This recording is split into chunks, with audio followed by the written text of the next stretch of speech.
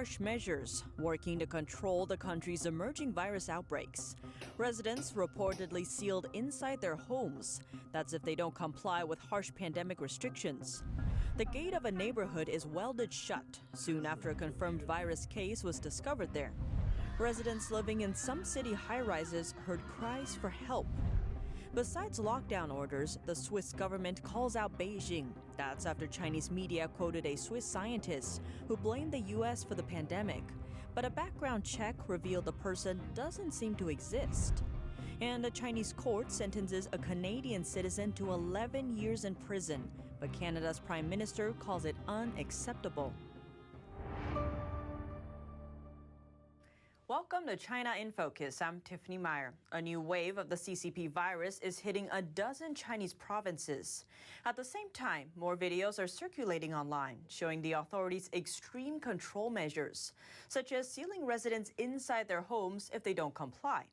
A video shows a man just a few steps from his home during exercises in the yard with no one else around. But pandemic control officers found him and sent him back inside. They followed him to his door and then sealed it shut. 进去，警告一次。好了，马上就回去，2分钟。警告第二次。2分钟。注意哪动？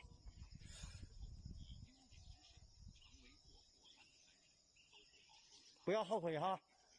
我干嘛啦？你干嘛了？口罩戴了吗？就在门口晒没有口罩不？我知道。我看到水了。我知道，我跟你说一下。不要口罩。你看到吧？回家。放。A minute later, the man tried to open his door and argue, but he was forced back inside.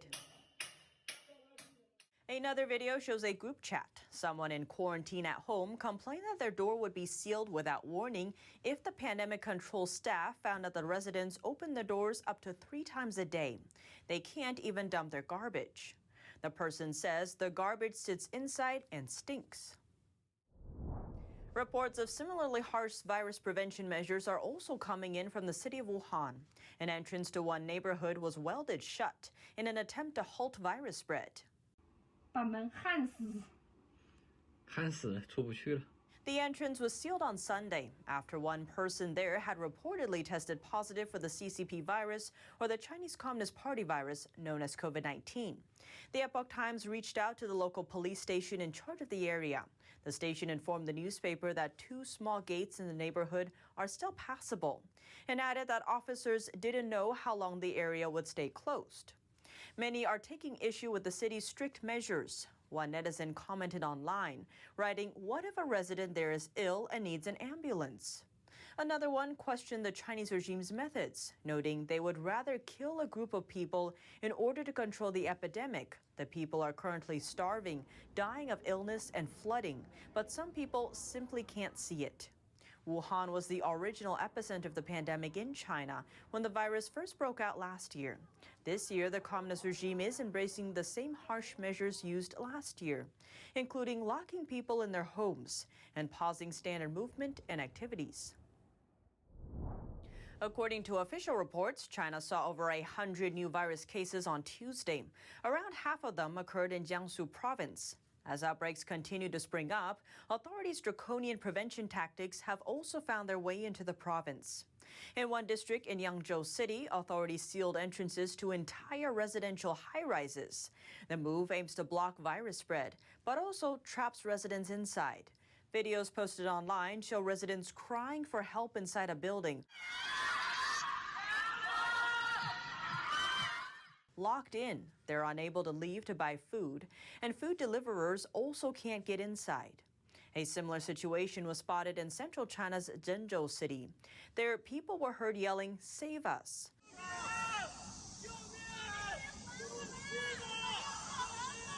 The harsh measure is reminiscent of the lockdowns in Wuhan city last year. At the time, residents trapped inside their homes can also be heard shouting from their windows. A southern Chinese city is becoming a hotspot for the virus. China has designated over 200 districts as having medium to high risk of virus infection. The districts are spread across 12 provinces, with over 40% inside Yangzhou. And the city is tightening its virus control measures, temporarily closing off 7 local districts. These districts are roped off, and staff members patrol 24/7 to ensure no one leaves without permission. Starting Wednesday, the city is also having its 6th round of mass virus testing. Chinese state-owned media was apparently caught quoting someone who doesn't actually exist. The person in question is a Swiss scientist that seems to be made up. Chinese media cited his criticism of the U.S. NTD's Don Ma has more. China may have just been caught red-handed engaging in a fake news campaign. Chinese state-owned media outlets reportedly invented a non-existent person, then quoted him. It appeared to be part of an effort to further their own narrative about the pandemic's origins. The person is a supposed Swiss biologist and goes by the name Wilson Edwards. He was quoted by Chinese state-run media as saying that the U.S. is politicizing pandemic origin investigations. But China may not have expected Switzerland to do a background check on Edwards. On Tuesday, the Swiss embassy in Beijing tweeted that there is no registry of any Swiss citizen with the name Wilson Edwards. It states that the Chinese media's publications citing Edwards are fake news. The Chinese outlets quoted a post on Edwards' Facebook account saying he witnessed U.S. efforts to politicize the World Health Organization's virus investigations. Edwards cited unnamed WHO sources and fellow researchers as saying that they felt enormous pressure and even intimidation from the U.S. The U.S. is so obsessed with attacking China. Edwards' Facebook account has since been deleted. The Swiss embassy revealed that the account was only created last month on July 24th. It only posted once and had just 3 friends. Many Chinese state-run media outlets have also removed their articles involving Edwards. That's including Global Times and the People's Daily. The apparent fake news campaign comes soon after the WHO proposed a second virus origins probe in China. If accepted, it would involve investigations into the lab leak theory. But China rejected the proposal. Vice Minister of China's National Health Commission says Beijing cannot accept this kind of plan. The U.S. voiced support for the proposal. In May, President Biden also ordered a renewed investigation into the origins of the pandemic. Don Ma, NTD News. Beijing's top broadcaster is once again taking aim at the U.S. Chinese Communist Party mouthpiece CCTV is labeling Washington with a highly dishonorable title. Each one describes an area where the U.S. is a global leader, according to the outlet. Among them are titles like a global leader in failing domestic pandemic prevention, a leader in letting the pandemic spread, a leader in shifting political blame, a leader in spreading misinformation, and a global leader in promoting terrorism by probing the origins of the virus. The image has since been reposted across social media. One netizen pointed out an apparent contradiction to the titles. If the U.S. is so bad, why do party officials keep moving to the U.S. and they desperately don't want to decouple? Another netizen also asked why Chinese officials recently told the U.S. to remove visa restrictions on party officials in that case, and why a number of Chinese companies are trying to list in the U.S. One user wrote that the labels actually seem to describe Beijing. Canadian citizen Michael Spavor was sentenced to 11 years in prison in China. His country's Prime Minister Justin Trudeau says the punishment is unacceptable. That's as the U.S. and Australia are chiming in to support their ally. A Chinese court convicted Canadian businessman Michael Spavor of espionage on Wednesday and sentenced him to 11 years in prison.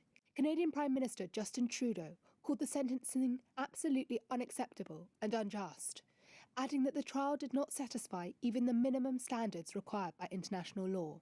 In a video addressed to diplomats and journalists in Beijing, Canada's ambassador to China, Dominic Barton, called for Spavor's immediate release. We condemn in the strongest possible terms this decision rendered after a legal process that lacked both fairness and transparency. Our thoughts are with Michael and his family during this difficult time. Those comments were backed up by the US Embassy in Beijing, which accused China of attempting to use human beings as bargaining leverage. The case is widely seen in Ottawa and Washington as linked to that of Huawei's chief financial officer, Meng Wanzhou. Spava's sentencing came as lawyers in Canada, representing the Chinese executive, make a final push to convince a court there not to extradite her. Meng faces charges of misleading HSBC about Huawei's business dealings with Iran. Trudeau is also calling for the release of another Canadian, Michael Kovrig, who is awaiting a verdict in an espionage case. Like Spavor, he was detained just days after Meng was arrested at Vancouver International Airport on a warrant from the United States. Some observers have said convictions of the two Canadians could ultimately facilitate an agreement in which they are released and sent back to Canada. Spavor's family released a statement on Wednesday saying, quote, "While we disagree with the charges, we realise that this is the next step in the process to bring Michael home, and we will continue to support him through this challenging time." An official for Canada's Attorney General told the court in charge of the Huawei executive's case that there was no cause to stop the case. He added no person has enjoyed a fairer hearing than Meng, and Australia is showing its support for Canada in a tweet, saying Australia stands with Canada in response to the arbitrary detention of Michael Spavor and the upholding of the death penalty for Robert Schellenberg in China. They are calling for due process and transparency and said they oppose the death penalty in all circumstances. Hong Kong's pro-democracy Professional Teachers Union announced it has disbanded on Tuesday. This as the political environment of the former British colony has changed in favor of the Chinese Communist regime. But the major reason is that, well, the drastic changes in the social and political environment, which posed, huge pressure on us. And it is quite a huge crisis, and we cannot cope with. The announcement came after Hong Kong's government severed ties with the union last week and accused it of spreading anti-Beijing sentiments. They have allowed politics to prevail over education and made these political issues or caused these anti-government and anti-China sentiment entering schools. Chinese state media had previously called the union a malignant tumor that should be eradicated. The union is Hong Kong's largest single industry trade union with nearly 100,000 members. Beijing imposed a national security law on Hong Kong last year, aiming to crack down on dissent following months of pro-democracy protests in the city. Over 100 pro-democracy figures have since been arrested under that law. Critics have slammed the new rules, saying the former British colony is losing the freedoms it was promised when it was handed back to Beijing in 1997. A foreign tech giant seems to be keeping its distance from Beijing. Japanese tech company SoftBank is holding off investing in China as it waits for the regime's clampdown against its tech sector to play out. This, according to SoftBank's chief executive. Earlier in May, SoftBank posted record annual profit. Part of that came from its investment arm Vision Fund's exposure in Chinese tech firms, like ride-hailing firm Didi and Uber for truck startup Full Truck Alliance. Those companies listed in New York, but the Chinese regime's suppression of its tech sector has hammered valuations of trillions of shares between the companies, underscoring SoftBank's China risk. Investment in China makes up about a quarter of its fund's portfolio.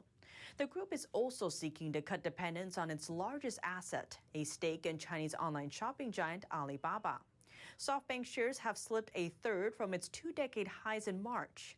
SoftBank also dumped shares in some U.S. tech giants like Facebook, Microsoft, Alphabet, and Netflix. An expert says Beijing's policy towards the U.S. could see a turning point. That's as the Chinese regime's mouthpiece published 2 articles slamming the U.S. NTD's Juliet Song has the details. In a rare move, the Chinese Communist Party's media mouthpiece is directing criticism toward the Biden administration.